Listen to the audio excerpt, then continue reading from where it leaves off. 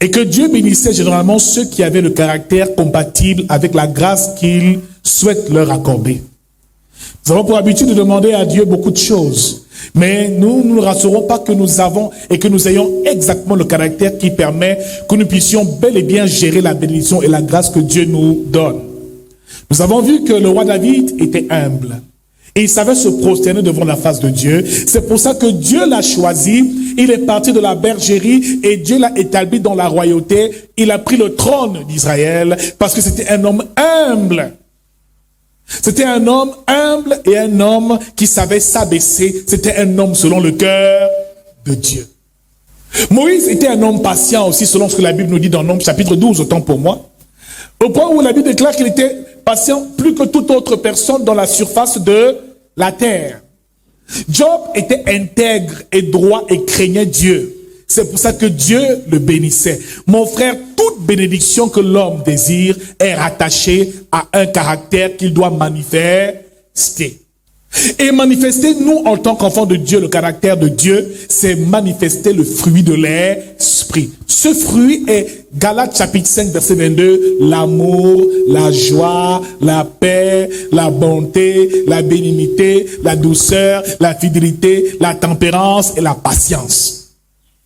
Tant que tu n'auras pas produit ce fruit, et tant que le Saint-Esprit ne produira pas ce fruit en toi, malheureusement, il y a des choses que tu ne pourras jamais avoir. Tu as la bénédiction de Dieu et tu n'as pas le caractère ou la nature qui te permet de gérer cette bénédiction. Malheureusement, tu risques de la perdre. Jésus aussi était humble et doux de cœur, c'est ce que la Bible nous dit. Nous allons comprendre ce matin aussi qu'en plus de la bénédiction qui est attachée au caractère, nous allons découvrir aussi que le caractère aussi permet effectivement d'obtenir une autre chose. En plus de la bénédiction de Dieu, il nous accorde la protection divine. Donc la protection divine est aussi liée au caractère.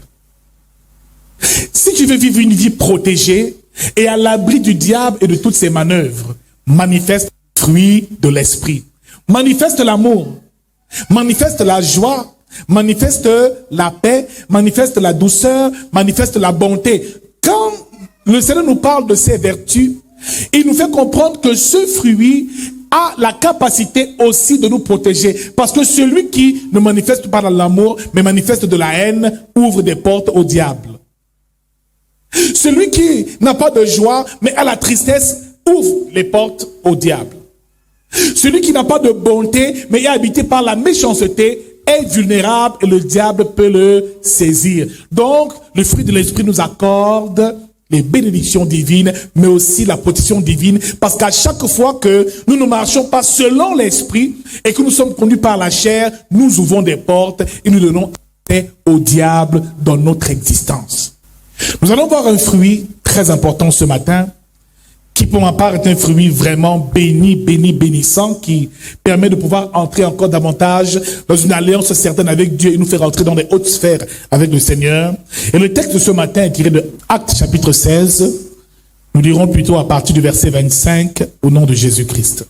Vers le milieu de la nuit, Paul et Silas priaient et chantaient les louanges de Dieu et les prisonniers les entendaient. Tout à coup, il se fit un grand tremblement de terre, en sorte que les fondements de la prison furent ébranlés. Au même instant, toutes les portes s'ouvrirent et les liens de tous les prisonniers furent rompus.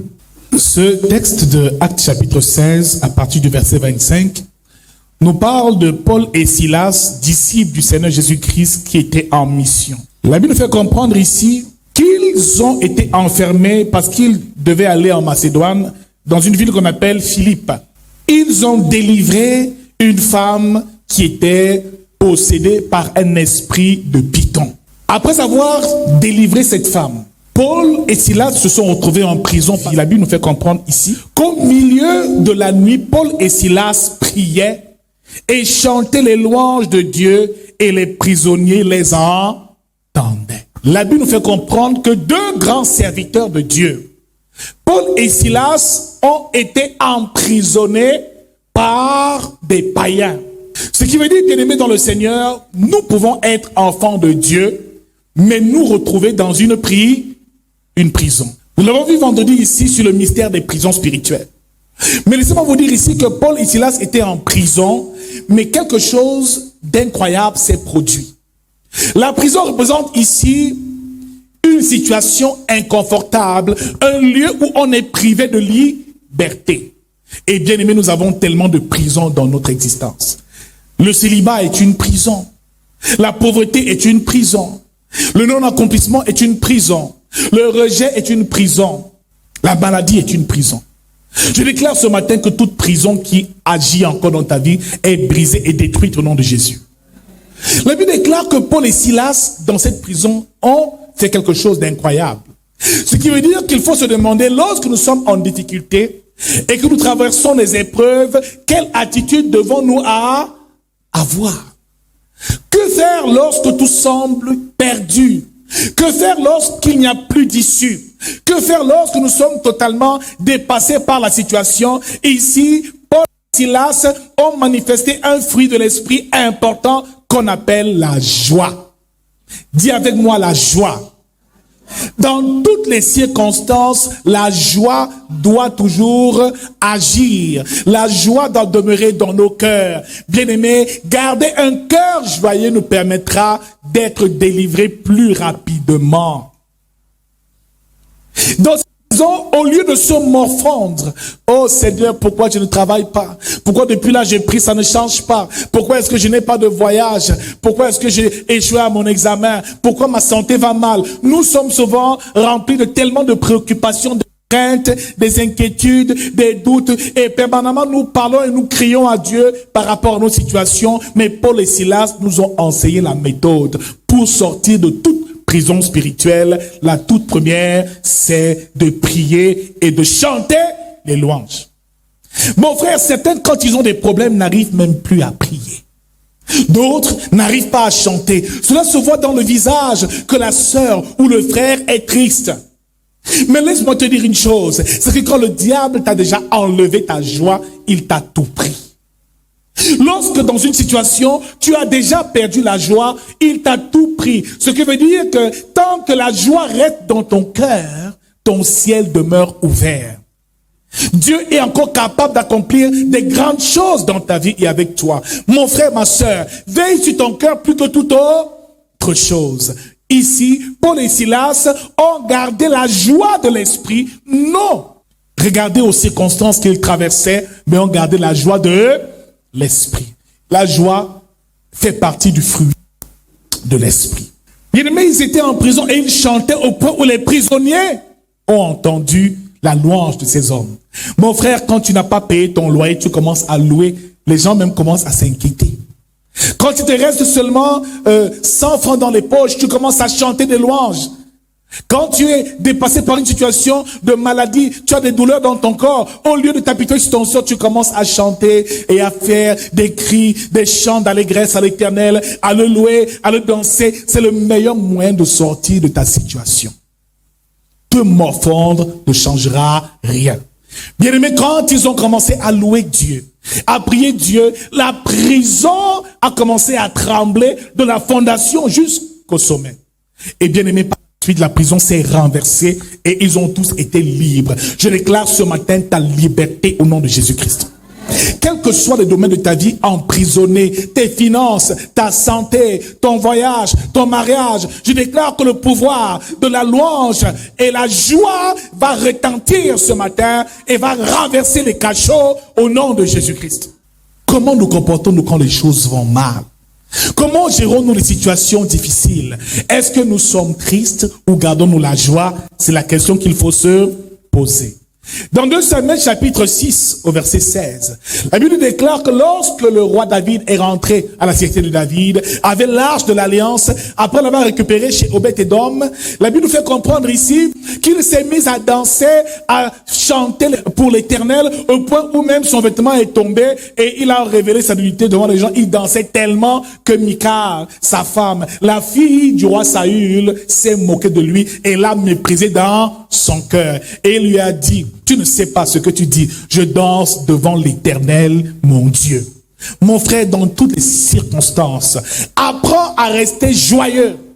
La Bible nous dit de rester joyeux en tout temps, mon frère. Et le problème, c'est que malheureusement, l'ennemi aime bien nous enlever notre joie. Bien-aimés, la joie de l'esprit est différente de la joie du monde et nous allons le découvrir ce matin. Bien-aimés, dans le Seigneur, le premier miracle de Jésus, dans Jean chapitre 3, chapitre 2, autant pour moi, la Bible nous fait comprendre ici que Jésus, aux noces de Cana, a changé l'eau en vin. Et le premier miracle qu'il a eu à effectuer était un miracle de joie.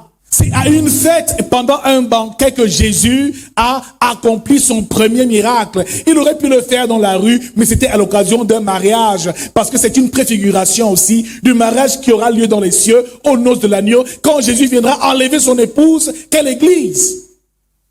Bien-aimé, tout commence par la joie, et tout doit se faire à présent dans la joie.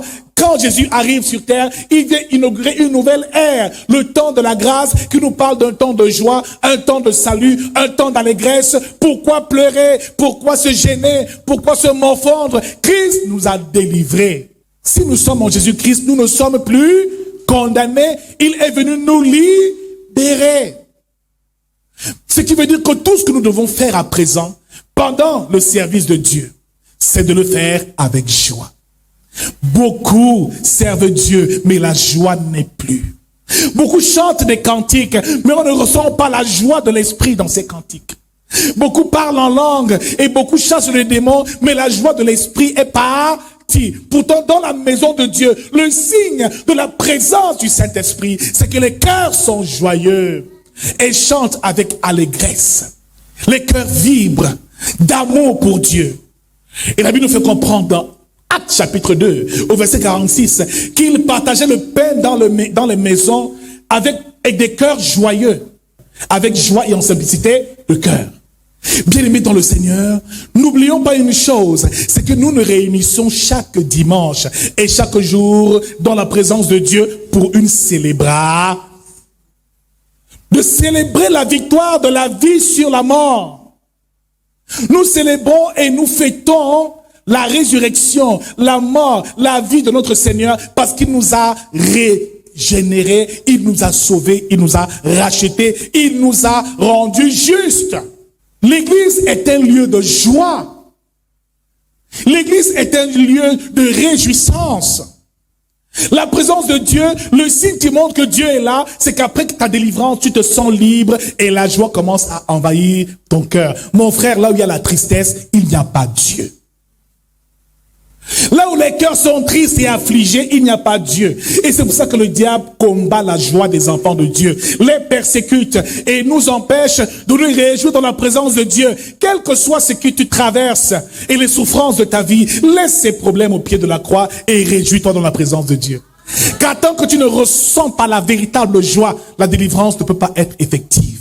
Tant que tu es à l'église et tu gardes ton fardeau sur les épaules et que tu ne déposes pas ce fardeau au pied de la croix, il dit: venez à moi, vous tous qui êtes fatigués et chargés, et je vous donnerai du repos. Mon frère, reçois le repos pour ton âme ce matin. Quelles que soient les circonstances de la vie, garde la joie. Laisse Jésus porter ce fardeau et il remplit ton cœur de joie. Bien-aimé dans le Seigneur, la joie est importante. Dans ce banquet, la Bible nous fait comprendre que le vin a manqué. Et Marie s'approche de Jésus pour lui dire qu'il manque le vin. Femme, que me veux-tu, mon heure n'est pas encore venue. Elle n'a rien dit d'autre que écoutez et faites tout ce qu'il vous dira. Il dit apportez des vases et remplissez les d'eau. Bien-aimé dans le Seigneur, tout s'est changé en vin. Le vin ici est le symbole du Saint-Esprit. Le vin représente le Saint-Esprit. Il n'y a pas de présence de Dieu, d'ambiance festive, de jouissance dans l'esprit sans la présence du Saint-Esprit. Dans cette fête, dans ce banquet, dans ce mariage, sans le Saint-Esprit, il ne peut pas avoir de joie. Parce que sans le vin, la fête était devenue triste et tout devait s'arrêter. Mon frère, dis à quelqu'un ce matin, retrouve ta joie. Certains n'arrivent même à sourire tellement les épreuves sont difficiles. Certains n'arrivent même plus à se réjouir avec leurs enfants tellement les situations sont compliquées. Mon frère, ma soeur, certains ont perdu leur côté enfant parce que ce qui caractérise un petit enfant, c'est que l'enfant joue en permanence. Mais ceux qui hériteront du royaume des cieux doivent être comme ces petits enfant, mais tu es devenu trop adulte. Les problèmes de ce monde ont trop affecté ton cœur. Nous nous soucions trop du lendemain. Et il dit, ne vous inquiétez pas, ne dites pas que mangerons-nous, que boirons-nous. Ces choses, ce sont les païens qui les recherchent. Quand tu es enfant de Dieu, ne marche plus trop avec les inquiétudes. Sois rassuré et garde la joie dans ton cœur. Le rôle de l'ennemi, c'est de nous attrister. Jean chapitre 10, verset 10 nous dit encore, le voleur ne vient que pour dérober, égorger et détruire. La première chose pour te détruire, c'est qu'il te vole ta joie. Tu cesses de te réjouir. Tu cesses de prendre plaisir à la vie.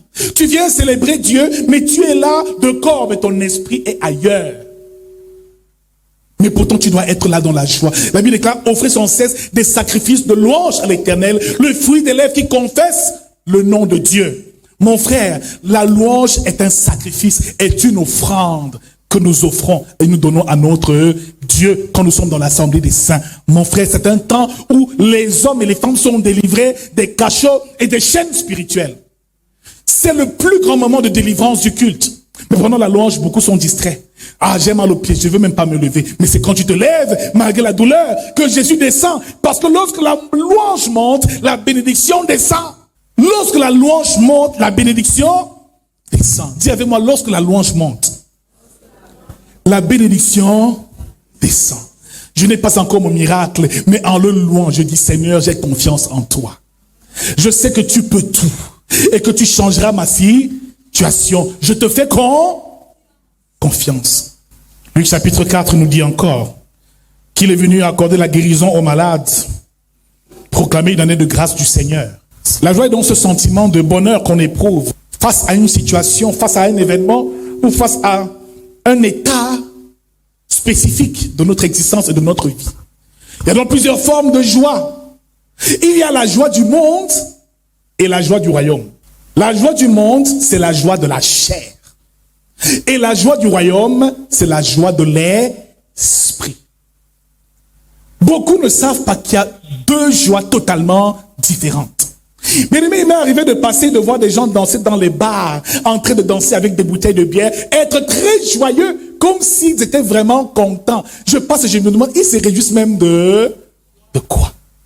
Il y a une joie dans ce monde.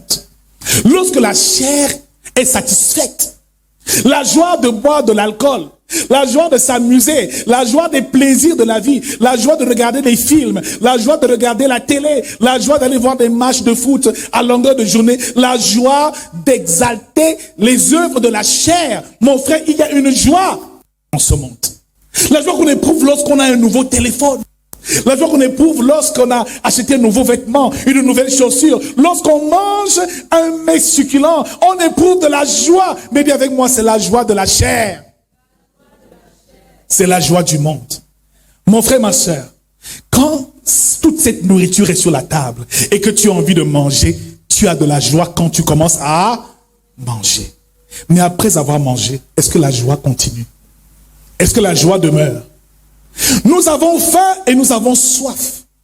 Et nous aurons toujours faim et nous aurons toujours soif. La faim ne cessera jamais et la soif ne cessera jamais. Mon frère, la seule chose qui peut te procurer la véritable joie, c'est le Saint-Esprit. Je dis ce matin, reçois la joie du Saint-Esprit. Bien aimé, la joie du monde est éphémère. La joie du monde ne dure qu'un instant. Le plaisir, là, c'est un petit instant. Après, on retourne à l'état initial, dans le même désir, dans la même faim et dans la même soif. Pour certains, si j'ai de l'argent, je serai la femme la plus heureuse. Lorsqu'elle a l'argent, les problèmes commencent. L'argent est en train d'attirer tous les problèmes. Maintenant, je vais faire comment? Pour d'autres, ils disent, quand je vais trouver un travail, je serai heureux. Quand on lui donne du travail, maintenant, le travail s'y m'épuise tellement, je n'ai même plus le temps pour me reposer. Certains veulent se marier. La sœur prie jeûne tous les jours parce que je veux le mariage. Elle a fixé ses objectifs et ses désirs sur une joie charnelle. Enfin, la sœur se marie. Oh, le jour où elle se marie, tout le monde est content. Elle célèbre, elle fait son plus beau sourire, elle dit qu'elle aime son mari. 2 semaines après, les problèmes encore. Qui m'a même donné le tipsy? Eh Seigneur, pourquoi est-ce que le tipsy? Mais c'est même quel sorcier que tu as mis dans ma maison. La même qui se réjouissait du mariage Là, voilà qui est en train de pleurer à cause des coups de poing qu'elle reçoit dans le... Où est donc la joie? Mon frère, la joie du monde est éphémère. Elle ne dure qu'un instant. Elle n'est pas éternelle. Elle ne peut pas te combler. Quel que soit ce que tu désires maintenant, tu ne seras jamais comblé. L'argent qu'on va te donner là, tu ne seras jamais comblé. Le voyage que tu vas commencer, on te dit maintenant voyage tous les jours, à un moment ça va te fatiguer. Ça va te fatiguer. Tu vas dire c'est pas possible, je ne peux même pas aussi rester sur place. Tous les jours les voyages, c'est toi qui demandais les voyages. Maintenant voilà, voyage alors, travail alors. Alléluia. Ce qui veut dire que le désir de notre cœur, ce que nous souhaitons posséder perd sa valeur lorsque nous le possédons réellement. Le mariage perd sa valeur lorsqu'on est marié. Le travail perd sa valeur lorsqu'on a déjà du travail. Le travail n'a donc de valeur que pour un chômeur. Dès l'instant où tu as ce que tu veux, le désir est parti, le plaisir est parti, la joie est... Donc tout cela n'est encore que poursuite du vent. Vanité des vanités, tout est... Si tu penses que tout ce que tu souhaites avoir te rendra heureuse ou heureux, mon frère, tu as menti. Jésus a parlé à cette femme samaritaine et lui a dit encore, je te donnerai de l'eau et cette eau sera en toi une source d'eau qui jaillira jusque dans la vie éternelle. Nous sommes en Jean chapitre 4, à partir même du verset 14. Ce qui veut dire que quand Jésus te donne de l'eau, cette eau tu la bois et tu n'auras plus jamais soif. Donc ici, il y a donc la joie du monde. 1 Jean chapitre 2 verset 15 nous dit, n'aimez point le monde ni les choses du monde. Car celui qui aime le monde, l'amour du Père n'est point en lui. Il dit, or les choses du monde, la convoitise des yeux, la convoitise de la chair et l'orgueil de la vie ne sont pas de Dieu, mais du monde. Or le monde passe et ses convoitises aussi. Mais ceux qui font la volonté de Dieu demeurent éternellement. Tous ces plaisirs sont passagers. Tu as l'enfant maintenant que tu souhaitais avoir. Après ça, tu veux avoir le terrain. Tu as le terrain, tu dis, hey, papa, il faut que je construise la maison. Tu construis, oh Seigneur, donne-moi même encore une autre maison. Tu construis, donne-moi une troisième maison. Tu construis, je veux voir. Tu auras toujours des besoins. Les besoins ne cesseront jamais. Tant que tu vivras. Pour que tu saches que c'est la seule chose qui peut combler ton cœur. C'est la joie du Saint-Esprit. Il n'y a que Dieu pour combler cette soif. Ce que tu recherches, ma sœur, ce n'est pas un mari, c'est Jésus-Christ. C'est le Saint-Esprit qui va te combler. Ah, je suis célibataire, je n'ai même personne, je suis trop malheureuse. Tu n'as pas compris. Tu n'as pas compris. Ta joie n'est pas extérieure. Ne dépend pas des événements extérieurs, des choses et des plaisirs extérieurs, de la présence d'un homme. Tu l'auras dans ta vie, il va te casser la tête. Aucun homme n'est parfait. C'est un prix. Oh, je veux l'enfant. L'enfant arrive là. Maintenant, l'enfant veut te déranger. Les maladies tous les jours. Tu commences à dire, hey Seigneur, pourquoi tu m'as même donné l'enfant si trop de maladies? L'homme est permanemment insatisfait et il ne comprend pas que toute sa vie, il court à la poursuite du vent. Alors, au lieu de te réjouir des choses matérielles et charnelles, réjouis-toi plutôt des choses spirituelles. Développe plutôt la joie de l'esprit, qui est donc la joie de Dieu, la joie qu'on éprouve en accomplissant son œuvre dans le royaume des cieux. Toute œuvre qui vise à te préparer, à préparer ton éternité, c'est ce qu'on appelle la joie de l'esprit. Mon frère, la prière doit te procurer de la joie. Soutenir les frères et sœurs en Christ doit te procurer de la joie. Mets donc ta joie sur des choses éternelles et non sur des choses périssables et éphémères. Tant que ta joie sera sur l'argent, tant que tu n'en auras pas, tu seras toujours malheureux. Moi, je ne mets pas la joie sur l'argent. Je mets la joie lorsque je vois mes frères et sœurs en Christ. Là où 2 ou 3 sont assemblés à mon nom, je suis au milieu d'eux. C'est de là que provient ma joie, de la présence de Dieu dans l'assemblée des saints. Ma joie, c'est lorsque je partage le pain avec mes frères. La joie, c'est lorsque j'enseigne la parole de Dieu. La joie, c'est quand je vais évangéliser. Je mets ma joie sur des choses éternelles et non éphémères. Sur une âme qui est sauvée. Voilà où je mets ma joie. De voir les âmes délivrées, de voir les âmes guéries. Je ne mets plus ma joie sur l'argent. L'argent finira par me décevoir. Tant que j'ai les yeux fixés sur les biens matériels, sur les choses qui vont faire du bien à ma chair, je serai toujours pauvre et malheureux. Mon frère, tu peux marcher à pied, mais avoir la joie que quelqu'un qui a une grosse voiture n'aura jamais. Il passe dans sa grosse voiture et t'as envie, tu marches, tu chantes les cantiques. Tu loues l'Éternel. Mais il ne comprend pas. Il dit, mais d'où provient la joie? Cette personne-ci, elle fait comment pour être... Il est milliardaire. Il voyage en jet privé. Mais il n'a pas la paix du cœur. Il n'a pas la joie de l'esprit. Je dis, quelqu'un ce matin, retrouve ta joie. Retrouve la véritable joie. Retrouve la paix de cœur, la paix du cœur. Cesse de te morfondre et d'être triste, mon frère. Romains chapitre 14, verset 17. Le royaume des cieux, ce n'est pas le manger et le boire, mais la justice, la paix et la joie par le Saint-Esprit. Le royaume des cieux, ce n'est donc pas ce que tu manges, ce que tu bois. Les disciples sont venus voir Jésus. Et lui demandent, as-tu déjà mangé? Il dit, ma nourriture est de faire la volonté de mon Père. Quand tu sers ton Dieu, il faut éprouver de la joie en le faisant. Ça doit te procurer de la joie, une joie inestimable. Certains, quand ils prient, même sont fatigués de prier. Parfois, je mets tellement long ici que je me demande, j'ai envie que le culte aille jusqu'à 1 heure, 2 heures, 3 heures, je peux prêcher jusqu'au petit matin sans me faire, parce que tellement la joie remplit mon cœur pendant que je prêche l'évangile. Et cette joie est visible. Quelqu'un qui loue avec la joie dans le cœur, ça se ressent. Quelqu'un qui prêche avec la joie dans le cœur, ça se ressent. Quelqu'un qui vient rendre un service à l'église et a la joie en le faisant, ça se ressent. Ce n'est plus une corvée que de servir Dieu. Quand tu balais l'église, tu n'as pas le visage attaché ou serré. Au contraire, tu balais avec la joie dans le cœur. Parce que tu sais que ce que tu fais, c'est un bien éternel. Et je dis bien éternel. Pose la question à quelqu'un, qu'est-ce qui te rend heureux? Quelle est la source de ta joie? Le travail que tu cherches? Le mariage que tu désires? Le voyage que tu veux effectuer? Bien-aimés, comprenons bien une chose. C'est qu'il n'y a pas de tristesse au ciel. Dans le royaume des cieux, les anges, les 24 vieillards, louent sans cesse l'Éternel et disent, Saint, Saint est l'Éternel des armées. Les 24 vieillards, les 4 êtres vivants, toute l'assemblée céleste se réjouit dans la présence de Dieu. Donc, mon frère, lorsque nous quitterons cette vie sur terre, dans l'éternité, c'est une vie de louange qui nous attend. Les prophéties restent sur terre. Les délivrances restent sur terre. Les miracles restent. La seule chose qui nous accompagne au ciel, avec laquelle nous allons, c'est la louange à notre Seigneur. Toi, mon frère, comprends que là-bas, il n'y a pas de tristesse. Une église sans joie est une église sans Saint-Esprit. Une personne qui n'arrive pas à se réjouir dans la présence de Dieu, à être heureux, et qui n'a pas encore développé cet amour, cette joie de l'Esprit, n'a pas encore été délivré. Ma prière est que ce matin, tu retrouves la joie au nom de Jésus. La source de notre joie, c'est le Saint-Esprit. Quand tu as le Saint-Esprit, la joie ne peut plus quitter ton cœur.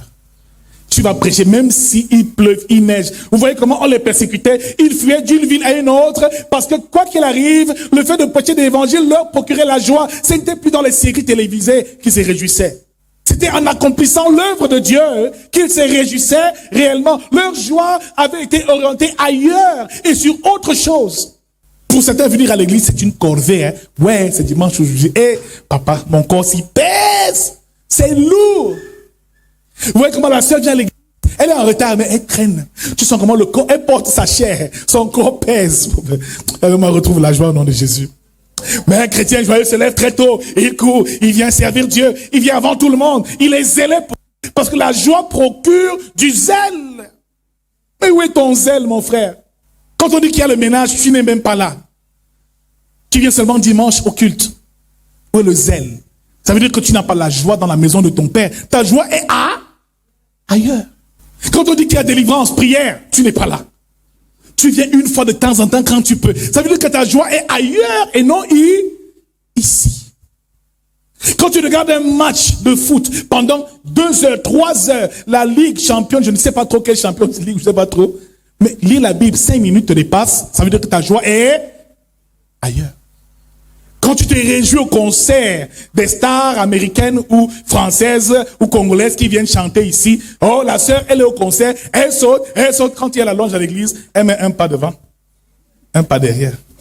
Elle se vante, elle regarde à gauche, elle regarde à droite. Mais tu viens te vanter ici. Maman, c'est ici que je sors toute ma danse. Ailleurs. C'est pas dans le bar et en boîte de nuit. Dans les mariages, tu vois la sœur, c'est une autre sœur. les bas la terre, elle casse, tu te demandes, mais celle-ci danse même sous. Parce qu'en fait, sa joie n'est pas ici. Sa joie est ailleurs. Dis que ce ne soit pas ton partage au nom de Jésus.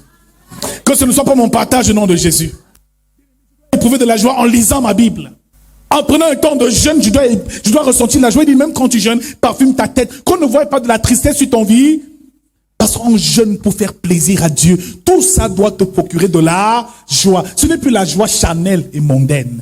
Maintenant, c'est la joie de l'esprit, la joie du royaume. Celle qu'on éprouve, qui nous permet de servir Dieu malgré les coups, malgré les intempéries, malgré le rejet, malgré les persécutions. Bien-aimé dans le Seigneur, quand cette joie est en toi, tu ne t'arrêteras plus jamais.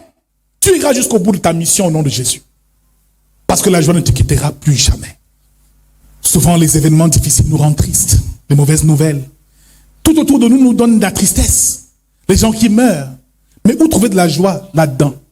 Parce qu'après une bonne nouvelle, après une mauvaise nouvelle arrive. Si tu dépends des événements et des circonstances, tu seras toujours pauvre et malheureux. Moi, ma joie, elle est dans le cœur. Et dire à quelqu'un, le diable ne me volera plus jamais ma joie. La méchanceté des hommes, la sorcellerie, la médisance, les mauvaises paroles ne me voleront plus ma joie, ni même ma paix. Commence à cultiver cela, mon frère, ma soeur. Toi là qui aimes t'attrister pour tout. On a mal parlé de toi, tu commences à être triste, tu commences à te morfondre. Non! Mon frère, ne te morfons plus jamais. Au contraire, quand on m'a parlé de toi, réjouis-toi, parce que ça veut dire que ton étoile brille. Quand tu es persécuté, réjouis-toi, parce que ça veut dire que le diable te connaît et il sait quelle est ta destinée. Le diable ne persécute pas tout le monde, n'importe qui. Il y a des personnes qu'il éprouve particulièrement parce qu'il sait quel appel est rattaché à ta vie au nom de Jésus. Maintenant, comment manifesteras-tu la joie? Jacques chapitre 5, verset 13 nous dit, quelqu'un est-il dans la joie qui chante des cantiques? La joie, l'expression de la joie, c'est la louange, c'est l'adoration, les chants, les cantiques, les cris de joie, d'allégresse. Beaucoup ont cessé de louer dans leur maison. C'est parce que la louange a cessé dans ta maison qu'il y a tant de tristesse, tant de malheur commence à t'arriver. C'est parce que tu as cessé de louer Dieu en esprit, de l'adorer, de le célébrer, de te réjouir dans sa présence qu'il y a autant de difficultés dans ton existence et dans notre existence. Mon frère, ma soeur, quand les choses font mal, loue l'Éternel. La louange a la capacité de garder et de maintenir ton ciel ouvert. Voilà les avantages de la joie. Ton ciel sera toujours ouvert. Parce qu'à chaque fois que tu es triste, le ciel se ferme, tu n'arrives plus à recevoir les bénédictions. La louange, la réjouissance dans la présence de Dieu, la joie dans le cœur permet à obtenir la délivrance de Dieu. Garder la joie dans le cœur, même quand tout va mal, ça brise les chaînes que l'ennemi a plantées et a établies dans ta vie. Donc quand on vient t'annoncer une mauvaise nouvelle, commence à louer Dieu. Quand tu es triste, commence à louer Dieu. Quand tu sens déjà que les choses commencent à aller un genre, loue Dieu et ça va chasser le mal. La puissance du malin va être annulée et va perdre sa puissance. Bien-aimé dans le Seigneur, le cœur joyeux ou même la louange attire la présence de Dieu. Et bien-aimé dans le Seigneur, Psaume 22, verset 3 nous dit que Dieu siège au milieu de la louange d'Israël. Donc si tu veux que Dieu descende, loue-le. Un environnement où Dieu doit être, toujours, doit agir et doit se manifester, d'abord par la louange. Dieu ne vient pas tant que la louange ne monte pas à lui. Pas une louange avec le cœur serré, mais une louange avec la joie complète. Le genre de louange où tu transpires, tu sens que là tu as vraiment transpiré. On ne t'a pas demandé de faire quelque chose, tu l'as ressenti, ça vient du plus profond de ton. C'est à ce moment-là que la délivrance s'opère. C'est le pouvoir de la louange. C'est ça, avoir un cœur joyeux dans la présence de Dieu. Bien-aimé dans le Seigneur, la louange produit le zèle. Avant d'accomplir quelque chose, d'être zélé pour Dieu, d'accomplir une œuvre pour la gloire de Dieu, il faut avant toute chose louer l'Éternel. Avoir la joie dans le cœur. Donc la louange est l'expression de cette joie que tu as dans le cœur. Le fait que tu loues, ça veut dire que tu exprimes la joie que tu as en toi. Pourquoi dois-tu manifester la joie, même dans les épreuves? Numéro 1, parce que la joie est la force des chrétiens. Néhémie chapitre 8, au verset 10, nous dit encore, la joie de l'Éternel sera votre force. Donc, Tout chrétien qui veut être fort avec Dieu, tout chrétien qui veut manifester la puissance par le Saint-Esprit, doit se rassurer que la joie reste et demeure dans son cœur. La force de tout chrétien, c'est sa joie. Dès l'instant où le diable te fait perdre ta joie, tu deviens faible. Tu deviens accessible. Tu deviens vulnérable. Dès l'instant où tu commences à être toujours triste, dans la tristesse et l'amertume, c'est à ce moment-là que tu es une passoire. Le diable peut faire de toi ce qu'il veut. Dès cet instant, prends l'engagement de rester joyeux, quelles que soient les circonstances. Il peut te voler ton argent, mais qu'il ne te vole jamais ta joie. Tant qu'il y a la joie, tout peut rejaillir, le succès, l'abondance et tout le reste. Job, même après avoir été éprouvé, n'a pas perdu sa joie. Il était là, mais il était triste, affligé. Oui, il y a des situations qui peuvent nous affliger, mais la joie de Dieu était toujours dans son cœur, parce qu'il avait espoir que son Seigneur allait se lever pour lui. Deuxième chose et avantage de la joie. Pourquoi garder la joie pendant les épreuves? Parce que la joie a le pouvoir de neutraliser le pouvoir du mal ou de l'adversaire.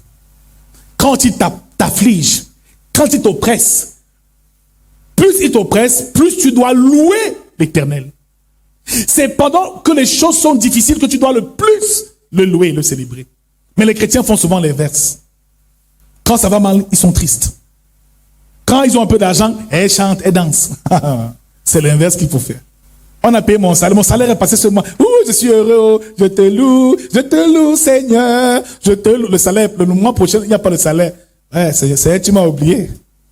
Papa, tu m'as oublié. La sœur est au genou, au sol, à genoux à tes pieds, Seigneur. À genoux à tes pieds, aide-moi, Seigneur. Je suis dans la peine. Amen. Voilà comment les chrétiens sont.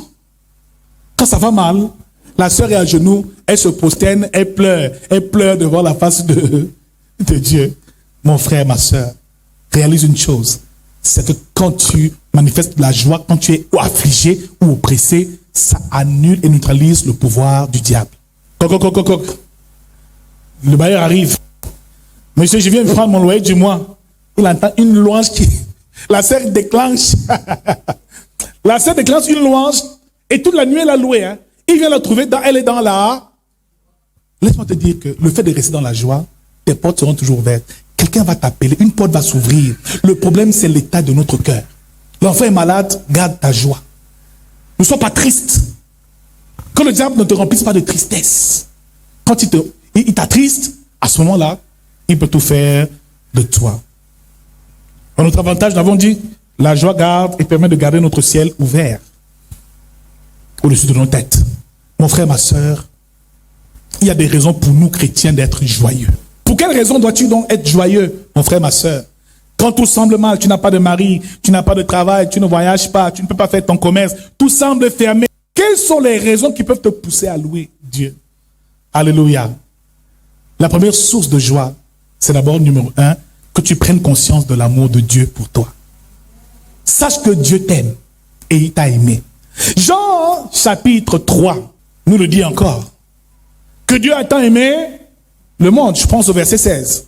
Qu'il a donné son Fils unique. Donc Dieu, qui est là-haut dans les cieux, a pensé à toi. Il t'a tant aimé. D'un amour, t'as dit passionné autant pour moi. C'est pas un simple amour que Dieu a manifesté envers les hommes, l'humanité. Hein. La Bible déclare, il n'a pas aimé, il a tant aimé le monde. Donc le fait de savoir que Dieu t'aime, quelle que soit la situation que tu traverses, ça doit réjouir ton cœur. Deuxième raison et source de joie, c'est le sacrifice de Jésus-Christ à la croix. Ce que Christ a accompli par amour pour toi. 1 Corinthiens 6 au verset 20 nous dit encore, car vous avez été rachetés à un grand prix. Donc le prix de ce sacrifice est immense. Ce qui veut dire que tu as de la valeur, nous avons de la valeur aux yeux de Dieu. Pour cela, réjouis-toi. Parce que quelle que soit ta circonstance, ta condition, Dieu t'aime et Jésus t'aime. En plus de t'aimer, il te manifeste de l'amour par son sacrifice, parce qu'il a enduré par amour pour toi. Y a-t-il le plus grand amour que de donner sa vie pour ses amis? Mon frère, ça là, c'est une source de joie pour moi. Amen. Amen. Pour quelle raison dois-tu garder la joie, mon frère? Alléluia. Parce qu'en Christ, tu as un héritage. Parce que tu as reçu un héritage.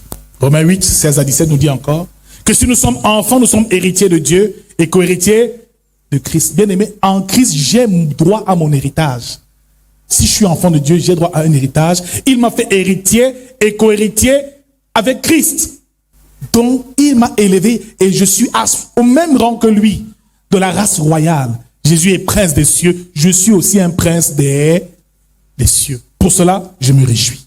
Je suis heureux de cela. Voilà où ma joie se trouve. Je ne suis plus de ce monde. Il m'a mis à part. On a vu le pauvre Lazare et du riche. Le riche est allé où? Et Lazare est allé où?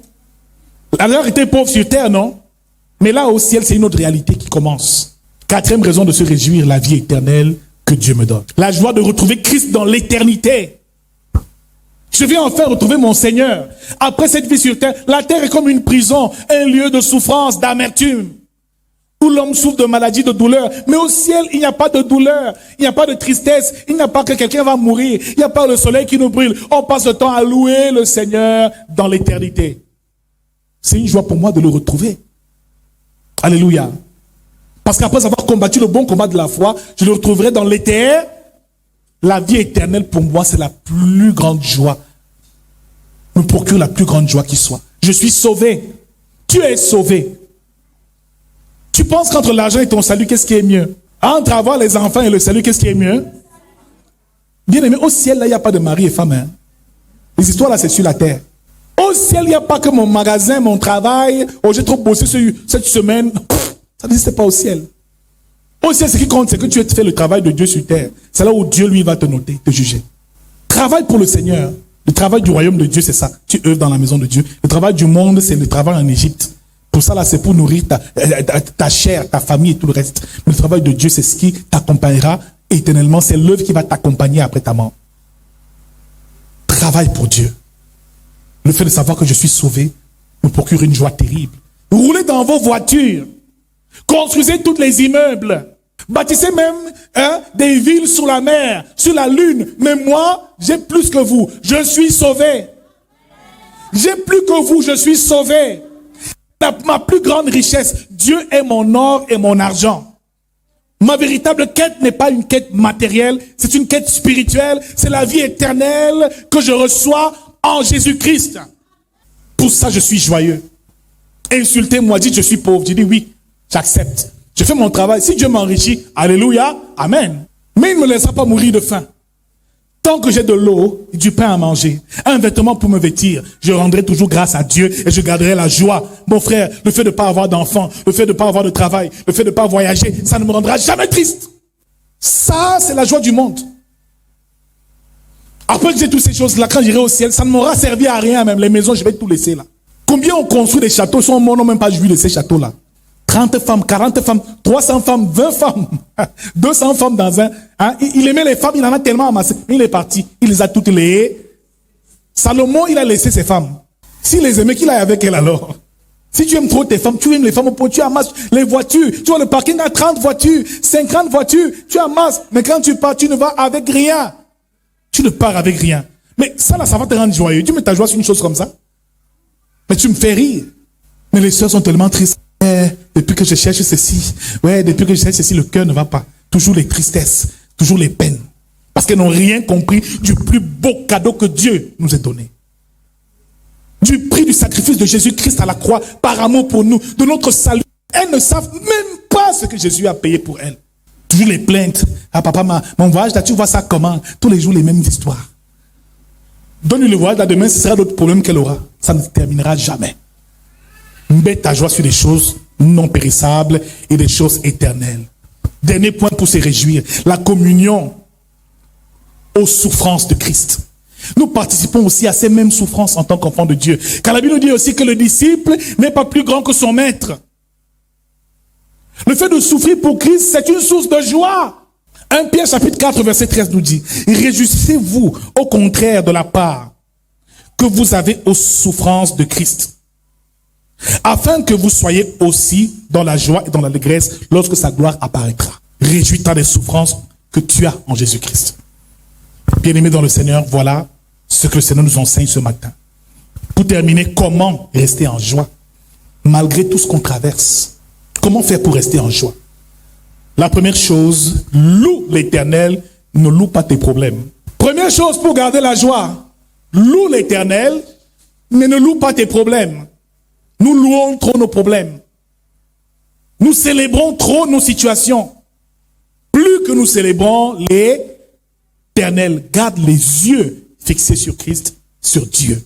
Voilà ce qu'il faut faire pour garder la joie. Tant que tes yeux sont sur Christ, ta joie ne partira jamais.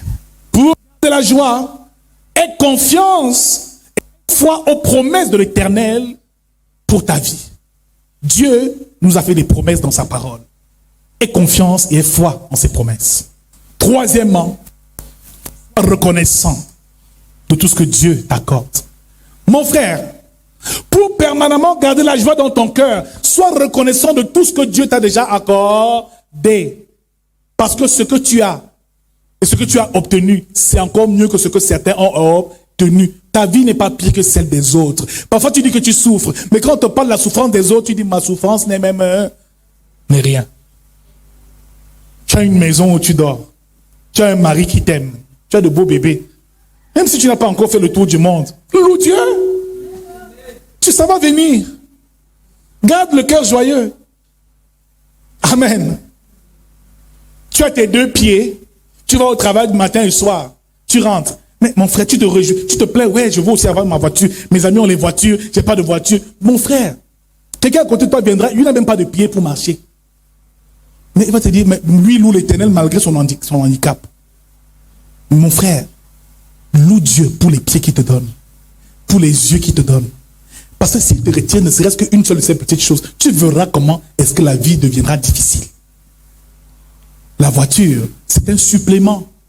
Les grosses maisons, les gros palais, c'est un supplément, c'est en plus. Mais déjà ce que tu as, apprends à te réjouir de tout ce que tu possèdes déjà. Quatrième point pour se réjouir toujours. Réjouis-toi et participe au bonheur des autres. Le fait de te réjouir avec ceux qui sont heureux. Fais grandir cette joie dans ton cœur. Tu vois une femme qui est venue ici, elle était dans le péché, elle quitte de la prostitution, elle devient servante de l'Éternel, elle se marie, Dieu l'a bénie dans son foyer. Mais quand tu vois un tel témoignage, tu te réjouis et ça te donne de la joie au cœur. C'est plus que de l'argent, la conversion d'une seule âme. Ça a un prix inestimable, mon frère. Regarde tout ce que Dieu fait ici dans nos vies au quotidien. On ne se réjouit même pas de cela, mais on pleure après les postes, après le travail, après les voyages. Mon frère, on a trop de plaintes charnelles et mondaines. Moi, ma bénédiction, c'est de te voir ce matin ici. Ma joie, c'est de te voir ce matin ici. Ma joie, c'est de partager ce pain avec toi ce matin. Voilà où j'ai placé ma joie. Et tant que ma joie sera sur ces choses éternelles, je serai l'homme le plus heureux qui soit. Alléluia. Dernier point pour garder la joie. Travaille le contentement. Apprends à te contenter. Philippiens 4, verset 12, l'apôtre Paul dit, j'ai appris à avoir faim et à être rassasié. À être dans la disette et à être dans l'abondance. Un jour tu peux avoir, mais un jour tu peux aussi ne pas avoir. Loue toujours Dieu. Parfois il y a des moments où Dieu juge que l'argent n'est pas bon entre tes mains. Cesse de te plaindre pour cela. Accepte, c'est ton Dieu et loue-le. Le temps de l'abondance arrive. Gardons nos cœurs joyeux. J'espère que quelqu'un ce matin a vraiment été béni par ce message.